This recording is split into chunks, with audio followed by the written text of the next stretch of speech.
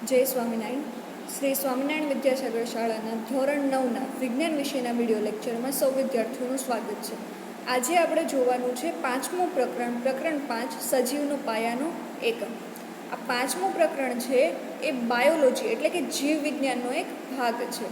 તો આપણે શરૂ કરીએ. સજીવના પાયાનો એકમ. અહીંયા સજીવની વાત કરી છે, મનુષ્યની વાત નથી કરી.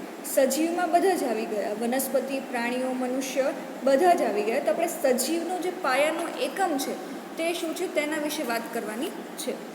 બૂચના પાતળા છેદનું અવલોકન કરતાં રોબર્ટ હુકે જણાવ્યું કે તેમાં એટલે કે બૂચનો જે પાતળો છેદ છે તેની ત્વચા કે છાલમાં અનેક નાના નાના ખાનાઓ છે જેની સંરચના મધમાખીના મધપૂડા જેવી જોવા મળે છે. અહીંયા બૂચનો પાતળો છેદ, બૂચ એટલે કે અહીંયા કોઈ બોટલના બૂચની વાત નથી થતી, પણ ઓક નામનું એક વૃક્ષ છે. ઓક નામનું એક વૃક્ષ છે. એ વૃક્ષમાંથી મળતો જે પદાર્થ છે એને કહેવામાં આવે છે બૂચ. ઓક નામના એક વૃક્ષમાંથી બૂચ નામનો પદાર્થ મળે છે. આ બૂચનો એકદમ પાતળો છેદ એટલે કે એકદમ એની ત્વચા જે પાતળી હોય તેને લઈને રોબર્ટ હુક નામનો એક જીવ વિજ્ઞાની હતો. તેણે તેનું અવલોકન કર્યું અને અવલોકનમાં એને શું જોવા મળ્યું કે તેની અંદર એટલે કે એની ત્વચા કે છાલમાં નાના નાના ખાનાઓ જોવા મળે છે. અને આ ખાનાઓ કેવા છે? મધમાખીના મધપૂડો હોય છે. એમાં જે પ્રકારના ખાના હોય છે, મધમાખીના મધપૂડામાં જે પ્રકારના ખાના હોય છે એ પ્રકારની સંરચના એને એમાં જોવા મળી. બૂચ છે એક પદાર્થ છે જે વૃક્ષની છાલમાંથી પ્રાપ્ત થાય છે. ઓક નામના વૃક્ષની છાલમાંથી પ્રાપ્ત થાય છે. સને 1665માં હુકે એટલે રોબર્ટ હુક નામના વૈજ્ઞાનિકે તેમના સ્વનિર્મિત સૂક્ષ્મદર્શક યંત્રની મદદથી, સૂક્ષ્મદર્શક યંત્રને માઇક્રોસ્કોપ તરીકે પણ ઓળખવામાં આવે છે, સ્વનિર્મિત એટલે કે એણે પોતે બનાવેલા સૂક્ષ્મદર્શક યંત્રની મદદથી અવલોકન કર્યું હતું 1665માં. અને રોબર્ટ હુકે જે ખાના જેવી રચના જોઈ તેને એણે નામ આપ્યું કોષ, જેને કોષને આપણે ઇંગ્લિશમાં સેલ તરીકે ઓળખીએ છીએ. ખરેખર આ જે કોષ છે તે લેટિન ભાષાનો એક શબ્દ છે. લેટિન ભાષાનો શબ્દ સેલ્યુલા, લેટિન ભાષાનો શબ્દ છે સેલ્યુલા. તેના પરથી આ સેલ શબ્દ આવ્યો છે અને એને આપણે કોષ તરીકે ઓળખીએ છીએ. હવે એ સેલ્યુલા છે એટલે કે સેલ છે, તેનો અર્થ શું થાય છે? નાનો ઓરડો. એટલે કોષ પણ નાના નાના ખાના કે નાના ઓરડો તેવો અર્થ ધરાવે છે. ઉપયુક્ત ઘટના નાની અને અર્થહીન લાગતી હશે. આ રોબર્ટ હુકે આ પ્રકારનું અવલોકન કર્યું તે ખૂબ જ આપણને નાની અને બિનઅગત્યની ઘટના લાગે છે, પરંતુ વિજ્ઞાનના ઇતિહાસમાં અને ખાસ કરીને જીવ વિજ્ઞાનના ઇતિહાસમાં ખૂબ જ અગત્યની ઘટના છે. આ રીતે સૌથી પહેલાં રોબર્ટ હુકે જોયું કે સજીવોમાં ભિન્ન ભિન્ન એકમો હોય છે. સૌથી પ્રથમ રોબર્ટ હુકે જે અવલોકન કરેલું છે કે સજીવોમાં ભિન્ન ભિન્ન એકમો હોય છે. આ એકમોનું વર્ણન કરવા માટે જીવ વિજ્ઞાનમાં કોષ શબ્દનો ઉપયોગ આજ સુધી કરવામાં આવે છે. એટલે સજીવમાં રહેલા ભિન્ન ભિન્ન એકમોનું વર્ણન કરવા માટે આજ સુધી કોષ શબ્દનો ઉપયોગ કરવામાં આવે છે. તો હવે આપણે કોષના વિષયમાં વધારે કે વિશેષ જાણકારી મેળવવાની છે. તો 5.1 આપણને આપેલું છે કે સજીવો શેના બનેલા હોય છે તે પ્રવૃત્તિ આપેલી છે 5.1. તેના દ્વારા આપણે સમજવાનું છે કે સજીવો છે, અહીંયા સજીવની વાત થાય છે, મનુષ્યની નહીં. મનુષ્ય એ સજીવની અંદર જ આવી ગયો. તો સજીવો શેના બનેલા હોય છે? તો પ્રવૃત્તિ 5.1. ડુંગળીના કંદના એક નાના ટુકડાને લ્યો. ડુંગળી છે એ કંદ છે. કંદ એટલે જે સીધું જમીનમાં ઉગતું હોય તે. આ સિવાય કંદ કોણ છે? બટાકા છે, શક્કરિયા છે, તે બધા કંદ છે. તો ડુંગળીના કંદના એક નાના ટુકડાને લ્યો, એક નાની ડુંગળી લેવાની છે. હવે 2 ચીપિયાની મદદથી આપણે તેમની અંદરની સપાટીમાંથી પટલ એટલે અધિસ્તર ઉતારી શકીએ છીએ. તો ડુંગળી આપણને ખબર છે એકની ઉપર એક, એકની ઉપર એમ સ્તર એટલે કે પટલથી વીંટળાયેલી હોય છે. તો આપણે હાથનો ઉપયોગ નથી કરવાનો, પણ કોઈ ચીપિયાની મદદથી કે કોઈ સાધનની મદદથી તેની અંદરની સપાટીમાંથી આપણે એનું જે પટલ છે, એનું સ્તર છે એ ઉતારી શકીએ છીએ. હવે આ સ્તર જે આપણે ઉતાર્યું ડુંગળીનું કે પટલ, એને તરત જ તે આપણે પાણી ભરેલા વોચ ગ્લાસમાં મૂકી દેવાનું છે. વોચ ગ્લાસ છે પાણીથી ભરેલો હોય તેમાં મૂકી દેવાનું છે. આ રીતે પટલને વળી જતાં અથવા સુકાઈ જતાં અટકાવી શકાશે. પાણીમાં કેમ મૂકવાનું છે? ડુંગળીને આપણને ખબર છે કે એની જે સ્તર છે, એનું પટલ છે, ઉતારીને એમને રાખીએ તો એ તો વળી જશે અથવા તો સુકાઈ જશે. તો એમ થતું અટકાવવા માટે આપણે એને પાણી ભરેલા વોચ ગ્લાસમાં મૂકવાનું છે. આપણે આ પટલથી શું કરીશું? તો આ પટલની મદદથી આપણે છે ડુંગળીની છાલના કોષો છે એનું અવલોકન કરવાનું છે, એટલે કે એનું હંગામી ધોરણે આસ્થાપન તૈયાર કરવાનું છે અને તેનું અવલોકન કરવાનું છે. હવે કીધું છે કાચની સ્લાઇડ લેવાની છે. એક કાચની સ્લાઇડ લેવાની છે જે આ પ્રકારની હોઈ શકે છે. આ પ્રકારની એક કાચની સ્લાઇડ લેવાની છે. તેના પર પાણીનું એક ટીપું મૂકવાનું છે. હવે વોચ ગ્લાસમાં આપણે જે પટલ રાખેલું છે એ પટલનો એક નાનો ટુકડો લેવાનો છે અને આ કાચની સ્લાઇડ ઉપર અહીંયા એક પટલનો નાનો ટુકડો મૂકી દેવાનો છે. શું ધ્યાન રાખવાનું છે કે પટલ છે એ બિલકુલ સીધું, એટલે કે વળ્યા વગરનું હોવું જોઈએ. આપણે જે પટલ વોચ ગ્લાસમાં રાખેલું હતું ડુંગળીનું સ્તર, એમાંથી નાનો ટુકડો લેવાનો, પણ એ ટુકડો એવો હોવો જોઈએ કે સીધો, એટલે કે વળ્યા વગરનો હોવો જોઈએ. એક પાતળું બ્રશ અથવા તો એક પીછી છે આપણે આ પટલને સ્લાઇડ પર મૂકવામાં મદદરૂપ થઈ શકે છે. એટલે આપણે હાથમાં અડાડવાનો નથી, કોઈ બ્રશ કે પીછીની મદદથી આપણે પટલમાંથી નાનો ટુકડો કાપવાનો છે અને સ્લાઇડ ઉપર મૂકવાનો છે. હવે આના પર એટલે કે પટલ પર એક ટીપું આયોડિનનું મૂકવાનું છે. એટલે આપણે શું કર્યું કે કાચની આવી રીતના આપણે સ્લાઇડ લીધી છે. આ સ્લાઇડ છે કાચની, એની ઉપર આપણે એક વોચ ગ્લાસમાં જે પટલ રાખેલું હતું ડુંગળીનું એમાંથી એક નાનો ટુકડો લીધો છે અને બ્રશ વડે આ સ્લાઇડ પર મૂકેલો છે. એની પહેલાં આપણે એની પર પાણીનું ટીપું મૂક્યું હતું. હવે આની પર આપણે એક આયોડિનનું ટીપું મૂકવાનું છે. હવે અને તેને કવર સ્લીપથી ઢાંકી દેવાનું, એટલે આની ઉપર એક બીજી સ્લીટ મૂકવાની છે ને એની મદદથી આપણે ઢાંકી દેવાનું છે. પણ ઢાંકતી વખતે શું ધ્યાન રાખવાનું છે કે કવર સ્લીપને છે આપણે સોયની મદદથી મૂકવાની છે અને એ રીતે મૂકવાની છે કે તેમાં હવાના પરપોટાનો પ્રવેશ ન થાય. એટલે કે આપણે આ પ્રકારની જે સ્લીટ છે એની ઉપર બીજી સ્લીટ ઢાંકતી વખતે એ ધ્યાન રાખવાનું છે કે તેમાં હવા પ્રવેશે નહીં. તમારા શિક્ષકની મદદ લો. આપણે શું કર્યું, ડુંગળીના પટલની એટલે કે ડુંગળીના સ્તરની આપણે અસ્થાયી કે હંગામી સ્લાઇડ બનાવેલી છે. હંગામી એટલે થોડા સમય પૂરતી, જે પરમનન્ટ ન હોય તેવી. હવે આપણે આ સ્લાઇડને એકવાર ઓછી ક્ષમતાવાળા અને પછી વધુ ક્ષમતાવાળા સંયુક્ત સૂક્ષ્મદર્શક યંત્ર વડે નિહાળવું, એટલે માઇક્રોસ્કોપ વડે આપણે એને નિહાળવાનું છે. આકૃતિ 5.1 આપેલી છે, એમાં સંયુક્ત સૂક્ષ્મદર્શક યંત્ર બતાવેલું છે. તો એને આપણે જોઈએ તો એમાં અહીંયા જે મૂકેલું છે આ સૂક્ષ્મદર્શક યંત્રનો નેત્રકાચ છે, જેની મદદથી આપણે અહીંયા જોઈ શકીએ છીએ. અહીંયા આપણે છે ક્લિપ એટલે કે સ્લીપ મૂકેલી હશે અને આ નેત્રકાચની મદદથી આપણે તેને જોઈ શકીએ છીએ. અહીંયા સ્થળાંતરણ માટેનો સ્ક્રૂ છે, એટલે સ્થૂળ સ્થળાંતરણ માટેનો સ્ક્રૂ છે, સૂક્ષ્મ સ્થળાંતરણ માટેનો સ્ક્રૂ છે, હાથો, વસ્તુકાચ, સ્ટેજની ઉપર આપણે સ્લીટ મૂકેલી હોય છે, વળાંક માટેનો સ્ક્રૂ, અહીંયા નીચે અરીસો આપેલો છે અને આ એનો પાયો છે. તો આ સંયુક્ત સૂક્ષ્મદર્શક યંત્ર છે. તો સંયુક્ત સૂક્ષ્મદર્શક યંત્રની મદદથી તમે શું અવલોકન કર્યું? શું તમે જે સંરચના સૂક્ષ્મદર્શક યંત્ર દ્વારા નિહાળી છે તેની આકૃતિ કાગળ કે અવલોકન પત્ર પર દોરી શકશો? તો આપણે સૌથી પહેલાં તો આજે આખી આપણે હંગામી આસ્થાપન તૈયાર કરેલું હતું એને સંયુક્ત સૂક્ષ્મદર્શક યંત્ર વડે જોઈએ તો આપણે શું અવલોકન કરી શકીએ છીએ કે સંયુક્ત સૂક્ષ્મદર્શક યંત્રમાં આપણને એ જે સ્લીટ મૂકેલી છે, આસ્થાપન તૈયાર કરેલું છે, એમાં નાના મોટા ખાના સ્વરૂપે કોષોનું અવલોકન જોવા મળે છે. એટલે કે એમાં ડુંગળીની જે આપણે પટલ મૂકેલું છે, સ્તર છે, એમાં નાના મોટા ખાનાઓ જોવા મળે છે અને આ ખાનાઓ રોબર્ટ હુકે એને શું કીધેલું હતું? કોષ નામ આપેલું હતું. તો શું તમે જે સંરચના સૂક્ષ્મદર્શક યંત્ર દ્વારા નિહાળી તેને આકૃતિ કાગળ કે અવલોકન પત્ર પર દોરી શકાય? તો હા, એની આકૃતિ આપણે દોરી શકાય. અને આકૃતિ દોરીએ તો શેના જેવી દેખાય? તો શું આકૃતિ 5.2 આકૃતિ જેવી દેખાશે? એટલે કે આપણને નીચે જે આપે છે ડુંગળીની છાલના કોષો એના જેવી દેખાય? તો હા, આપણને ડુંગળીની છાલના કોષો આ પ્રકારે જોવા મળે છે. આપણને ડુંગળીની છાલના કોષોની આકૃતિ દોરવાનું કહે તો એકદમ સરળ આકૃતિ છે. કોઈ પણ છે આ બધા કોષો છે નાના ખાના જેવા દેખાય છે, કોઈ એની પરફેક્ટ રીત નથી કે ખાનાનું માપ આટલું હોવું જોઈએ, એવું કંઈ છે નહીં. આપણે કોઈ પણ રીતે આવી રીતના ખાના દોરી શકીએ છીએ. આ પ્રકારના ખાના આપણે દોરી શકીએ છીએ.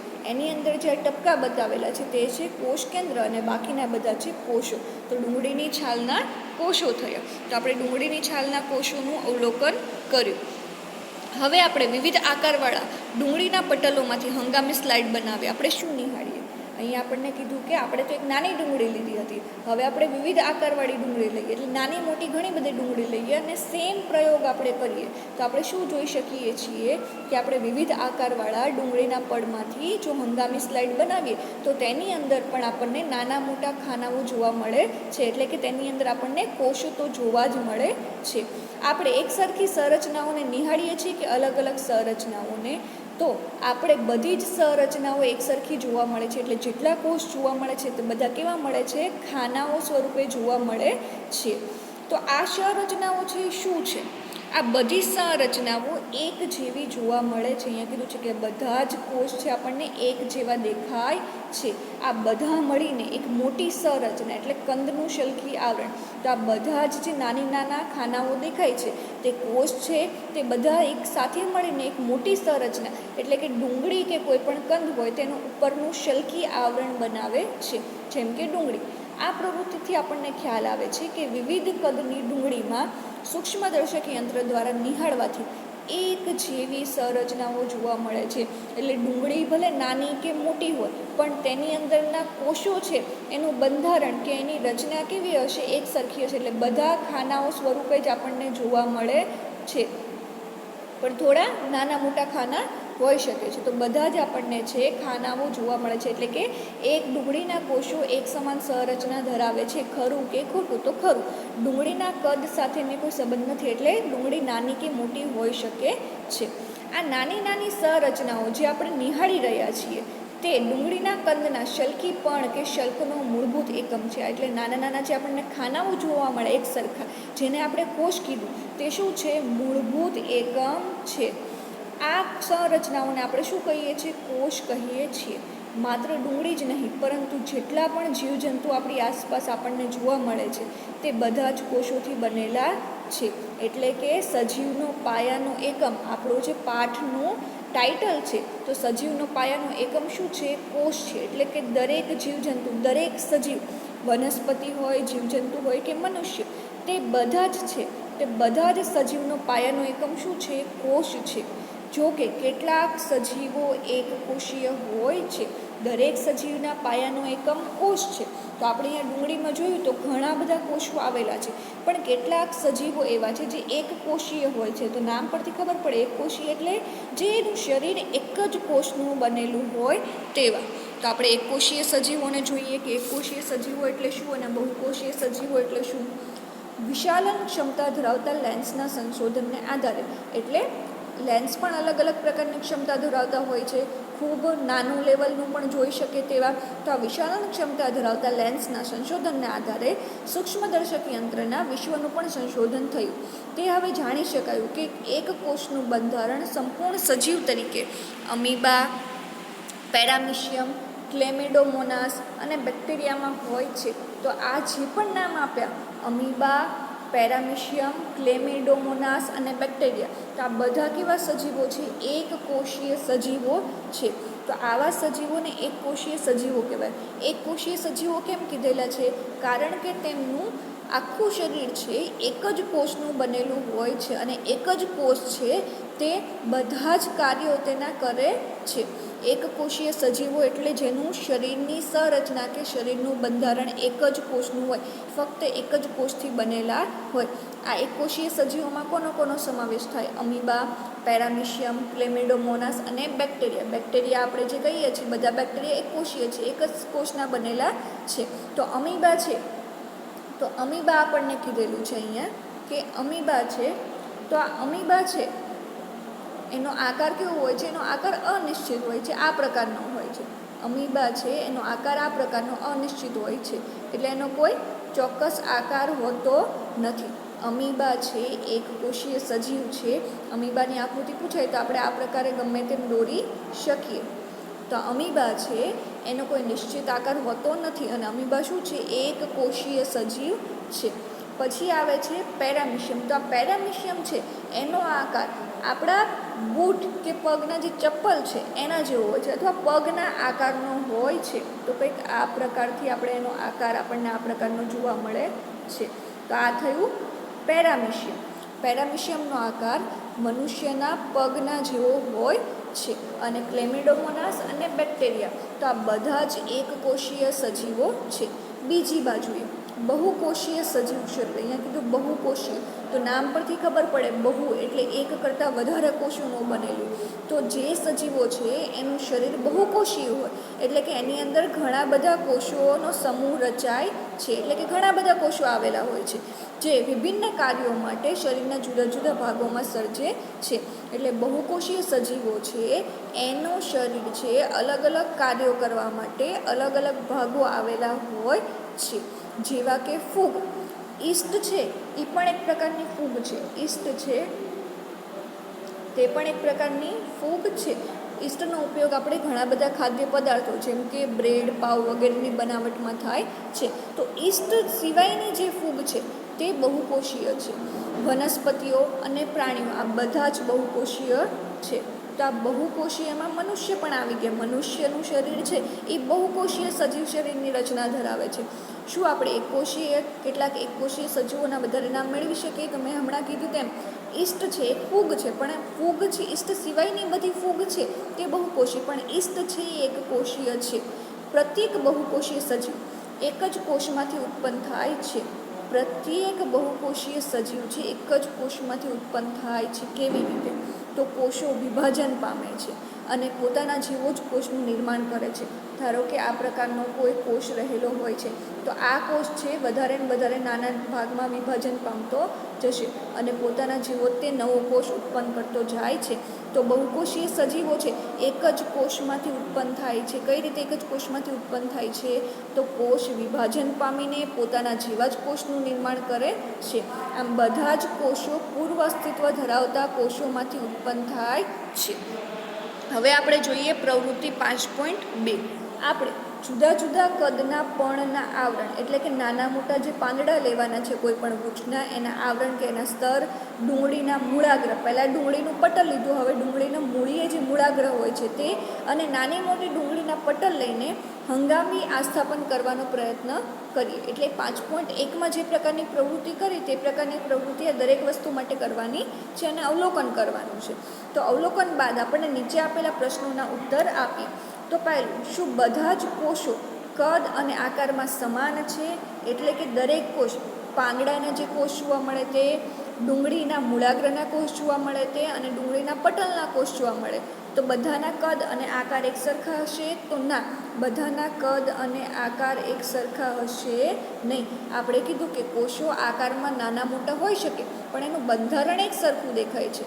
તો શું બધા કોષોની સંરચના સમાન હોય છે? તો ના, બધા કોષોની સંરચના પણ સમાન ન હોય. ડુંગળીના કોષ છે તો ડુંગળી નાની મોટી હોય તો બધી ડુંગળીના કોષોની સંરચના સમાન હોય પણ ડુંગળીના કે પાંદડાની બંનેની એક સરખી હોતી નથી. વનસ્પતિ દેહના વિભિન્ન ભાગોમાં કોષો વચ્ચેની ભિન્નતા પારખી શકાય છે? તો હા, વનસ્પતિ દેહ એટલે કે ઝાડવું છે, કોઈ પણ વનસ્પતિ છે તો એના આખા ભાગમાં જેટલા કોષો આવેલા છે તો દરેકમાં ભિન્નતા રહેલી હોય છે. તે આપણે પારખી શકીએ? તો હા, તો દરેકની ભિન્નતા આપણે પારખી શકીએ છીએ. આપણને શું સમાનતા જોવા મળે છે? તો આપણને એ સમાનતા જોવા મળે કે દરેકમાં કોષો તો આવેલા જ હોય છે અને કોષોની અંદર શું આવેલું હોય છે? કોષ કેન્દ્ર આવેલું હોય છે અને કોષ દિવાલ પણ આવેલી હોય છે. કેટલાક સજીવો વિભિન્ન પ્રકારના કોષો પણ ધરાવે છે. નીચે આપેલ આકૃતિ નિહાળો. તે માનવ શરીરના કેટલાક કોષોનું નિરૂપણ દર્શાવે છે. આકૃતિ 5.1 આપણને જે આપેલી છે માનવ શરીર એટલે કે આપણા શરીરમાં અલગ અલગ જે કોષો આવેલા છે તેની આકૃતિ છે. આપણા શરીરમાં જે પણ કોષો આવેલા છે તે બધા જ કોષો એક જેવા દેખાતા નથી. આપણા શરીરની અંદર અલગ અલગ કાર્ય કરવા માટે અલગ અલગ ભાગો આવેલા છે, જેમ કે હાથ છે, પગ છે, મોઢું છે, કાન છે. તો અલગ અલગ કાર્ય કરે છે આ દરેક અંગો. તો દરેક અંગની અંદર કોષો પણ અલગ અલગ આવેલા છે. તો આ સરળ સ્નાયુ કોષો એટલે સ્નાયુની અંદર આવેલા, આ રુધિર કોષો એટલે લોહીની અંદર આવેલા કોષો, ચેતાકોષ જે મનુષ્યના ચેતાતંત્રમાં આવેલો છે. મિત્રો, આ જે ચેતાતંત્રની આકૃતિ છે તે આપણને વારંવાર પરીક્ષામાં પૂછાય છે. પ્રકરણ 5માંથી ચેતાકોષની આકૃતિ છે તે આઈએમપી છે. ઘણી વખત એવી રીતે પ્રશ્ન પૂછે છે કે આકૃતિ તમને આપી દીધેલી હોય ચેતાકોષની અને આમ કીધેલું હોય કે નીચે આપેલ આકૃતિ માનવ શરીરનો કયો કોષ દર્શાવે છે, તો ચેતાકોષ. અથવા તો નીચે આપેલી આકૃતિ શેની છે, તો ચેતાકોષની. અથવા તમને એમ પણ પૂછી શકે કે ચેતાકોષની આકૃતિ દોરો. 2 માર્ક્સમાં પ્રશ્ન પૂછાઈ શકે છે. ત્યારબાદ છે અંડકોષ આવેલો છે, અસ્થિકોષ, શુક્રકોષ અને મેદકોષ એટલે કે ચરબી કોષ. આ માનવ શરીરમાં રહેલા વિવિધ કોષ છે, એમાંથી આ ચેતાકોષ છે તે આઈએમપી છે. તેઓના વિશિષ્ટ કાર્યને સંબંધિત કોષોનો આકાર અને કદ હોય છે. એટલે કોને, સજીવની વાત કરી છે. તો સજીવમાં અલગ અલગ કાર્ય એટલે વિશિષ્ટ કાર્ય કરવા માટે એના જે અલગ અલગ કોષો હોય છે તેનો આકાર અને કદ પણ અલગ અલગ હોય છે. કેટલાક કોષો અમીબાની જેમ આકાર બદલતા રહે છે. એટલે અમીબા મેં હમણાં આકૃતિ દોરી હતી તો અમીબાનો આકાર એક સરખો હોતો નથી, એનો આકાર બદલાયા કરે છે. તો સજીવની અંદર પણ કેટલાક કોષો એવા હોય છે કે અમીબાની માફક આકાર બદલતા રહે છે. કેટલાક કિસ્સાઓમાં કોષનો આકાર ઓછા વત્તા અંશે નિયત પ્રકારના કોષો માટે નિયત હોય છે. તો ઘણા કોષો એવા છે કે એનો આકાર છે એ ફિક્સ જ હોય છે કે દરેક મનુષ્યની અંદર આ પ્રકારનો કોષ જ જોવા મળશે. જેમ કે ચેતાકોષ છે એનો આકાર ફિક્સ હોય છે, એટલે કે એનો આકાર લાક્ષણિક આકાર ધરાવે છે, એનો આકાર બદલાતો નથી. આપણે આકૃતિમાં હમણાં ચેતાકોષ જોઈએ તો એ પ્રકારનો દરેક મનુષ્યની અંદર જોવા મળે છે. પ્રત્યેક જીવંત કોષ કેટલાક પાયાના કાર્યો કરવાની ક્ષમતા ધરાવે છે. અહીંયા કીધું છે જીવંત કોષ. દરેક જીવંત કોષ છે કેટલાક બેઝિક કાર્યો કરવાની ક્ષમતા ધરાવે છે. તે બધા જ સજીવોની લાક્ષણિકતા છે. દરેક સજીવની લાક્ષણિકતા શું છે કે પ્રત્યેક જીવંત કોષ કેટલાક પાયાના કાર્યો કરવાની ક્ષમતા ધરાવે છે. દરેક કોષનું કંઈ ને કંઈ કાર્ય હોય છે. હવે આ જીવંત કોષ છે તો કેવી રીતે પાયાના કાર્યો કરે છે તે આપણે જોવાનું છે. તો આપણે જાણીએ છીએ કે બહુકોષીય સજીવો આપણે જોવાનું છે. જીવંત કોષ છે, આપણે કીધું કે બધા જ સજીવોની લાક્ષણિકતા શું છે, પ્રત્યેક જીવંત કોષ પાયાના કાર્યો કરે છે. તો આ જીવંત કોષ છે પાયાના કાર્યો કઈ રીતે કરે છે, તો આપણે જોઈએ છીએ કે બહુકોષીય સજીવો, બહુકોષી એટલે નામ પરથી ખબર પડે કે જેમાં એક કરતાં વધારે કોષ હોય તેવા સજીવો. તો મનુષ્ય છે એ બહુકોષીય સજીવ છે. બહુકોષીય સજીવો જેમ કે મનુષ્ય, એમાં શ્રમ વિભાજન થાય છે. શ્રમ વિભાજન એટલે મનુષ્યના શરીરના અલગ અલગ કાર્યો કરવા માટે, એટલે મનુષ્યએ અલગ અલગ કાર્યો કરવા માટે અલગ અલગ અંગ આવેલા છે આપણા શરીરમાં. તો આ દરેક અંગની અંદર આવેલા જે કોષો છે તેની વચ્ચે શ્રમ વિભાજન થયેલું છે. એટલે દરેકનું કામ વહેંચાયેલું છે કે હાથે આ કામ કરવાનું, મગજે વિચારવાનું કામ કરવાનું, કાને સાંભળવાનું કામ કરવાનું. તો મનુષ્યની અંદર શ્રમ વિભાજન થયેલું છે. એટલે બહુકોષીય સજીવોમાં શ્રમ વિભાજન થાય છે. એનો અર્થ એ થયો કે માનવ શરીરના વિભિન્ન ભાગો વિભિન્ન કાર્યો કરે છે. એટલે મનુષ્યના શરીરના અલગ અલગ ભાગો છે, અલગ અલગ કાર્યો કરે છે. માનવ શરીરની અંદર હવે હૃદય છે, તો હૃદય પણ એક અંગ છે, એના પણ કોષો હોય છે. તો હૃદયનું કામ શું, રુધિર પંપનું કાર્ય કરે. રુધિર પંપ એટલે રુધિરને આગળ ધકેલવાનું, પંપ કરવું એટલે આગળ ધકેલવું. તો હૃદય શું કામ કરે છે, રુધિરને આગળ ધકેલવાનું કાર્ય કરે છે. જઠર છે તે શું કરે છે, ખોરાકનું પાચન કરે છે. મનુષ્યના પાચન તંત્રમાં જઠર છે અગત્યનો ભાગ ભજવે છે, કારણ કે જઠરની અંદર ખોરાકનું પાચન થાય છે. તેવી જ રીતે એકકોષીય સજીવોની અંદર પણ શ્રમ વિભાજન જોવા મળે છે. આપણે જોયું કે મનુષ્ય છે એની અંદર અલગ અલગ કામ કરવા માટે અલગ અલગ અંગ હોય છે, તેની વચ્ચે શ્રમ વિભાજન થયેલું હોય છે. તેવી જ રીતે એકકોષીય સજીવોની અંદર પણ શ્રમ વિભાજન જોવા મળે છે. જેમ કે પ્રત્યેક કોષ કેટલાક વિશિષ્ટ ઘટકો ધરાવે છે જે કોષીય અંગિકાઓ સ્વરૂપે હોય છે. એટલે કે એકકોષીય સજીવોમાં અંગિકાઓ આવેલી હોય છે અને આ અંગિકાઓના સ્તરે શ્રમ વિભાજન થાય છે. જ્યારે બહુકોષીય સજીવોમાં પેશી, અંગ કે તંત્ર કક્ષાએ શ્રમ વિભાજન હોય છે. એક કોષીય સજીવ છે, એક જ કોષનો બનેલો છે, એટલે એમાં જે કોષીય અંગિકા હોય છે એ વિશિષ્ટ ઘટક ધરાવે. વિશિષ્ટ ઘટક એટલે કોષીય અંગિકા. તો એમાં છે અંગિકાના સ્તરે શ્રમ વિભાજન થયેલું હોય છે. પ્રત્યેક પ્રકારની કોષી અંગિકા શેમાં આવેલી હોય છે? એક કોષીય સજીવમાં આવેલી હોય છે. તો દરેક પ્રકારની કોષી અંગિકા એક નિયત કાર્ય કરે છે. જેમ કે કોષમાં નવા દ્રવ્યોનું નિર્માણ કરે છે, કોષમાંથી ઉત્સર્ગ દ્રવ્યોને દૂર કરે. ઉત્સર્ગ દ્રવ્યો એટલે નકામા પદાર્થો. તો આ કોષીય અંગિકા જે શેમાં આવેલી હોય છે? એક કોષીય સજીવોમાં આવેલી હોય છે. એક કોષીય સજીવોમાં કોષીય અંગિકાના સ્તરે શ્રમ વિભાજન થયેલું હોય છે. આ કોષીય અંગિકાઓ છે એક નિયત કાર્ય કરે છે. જેમ કે કોષમાં નવા દ્રવ્યનું નિર્માણ કરે છે, ઉત્સર્ગ દ્રવ્યને દૂર કરે. ઉત્સર્ગ દ્રવ્ય એટલે કે નકામા પદાર્થો. કોષ આ અંગિકાઓને કારણે જીવનની ક્ષમતા ધરાવે છે અને બધા જ કાર્યો કરે છે. એટલે એકકોષીય સજીવો તેની અંદર આવેલી અંગિકાઓને કારણે જીવવાની ક્ષમતા ધરાવે છે અને બધા જ કાર્યો કરે છે. આ અંગિકાઓ એકત્રિત થઈને પાયાનો એકમ બનાવે છે, જેને આપણે કોષ કહીએ છીએ. તે રસપ્રદ છે કે બધા જ કોષો સમાન અંગિકાઓ ધરાવે છે. એટલે કે બધા જ કોષો છે કોષીય અંગિકા ધરાવે છે. તેમના કાર્ય અને તેમના દ્રવ્યમાં ફેર પડતો નથી, અથવા તો કયા સજીવમાં જોવા મળે છે તેનાથી ફેર પડતો નથી. પણ કોષ છે એ દરેક સજીવના જીવનનો બંધારણીય તેમજ ક્રિયાત્મક એકમ છે. એક કોષીય સજીવો છે એક જ કોષના બનેલા છે અને બધા જ પાયાના કાર્યો કરવાની ક્ષમતા ધરાવે છે. અને ઉચ્ચ કક્ષાએ બહુકોષીય સજીવો છે જે કોષોના હોય છે. કોષો ભેગા મળીને પેશી બને છે, પેશી ભેગા મળીને કોઈ અંગ કે તંત્ર બનાવે છે. તો બહુકોષીય સજીવોની અંદર અલગ અલગ કાર્યો કરવા માટે અલગ અલગ અંગો આવેલા હોય છે અને તેમની અંદર અલગ અલગ કોષો આવેલા હોય છે. આથી આપણે કોષને સજીવનો બંધારણીય તેમજ ક્રિયાત્મક એકમ કહી શકીએ છીએ. અને પ્રત્યેક કોષની અંદર કોષ કેન્દ્ર અને કોષ રસ અને કોષરસ પટલ આવેલા હોય છે. તો આજના લેક્ચરમાં બસ આપણે આટલું જ રાખીશું. જય સ્વામિનારાયણ.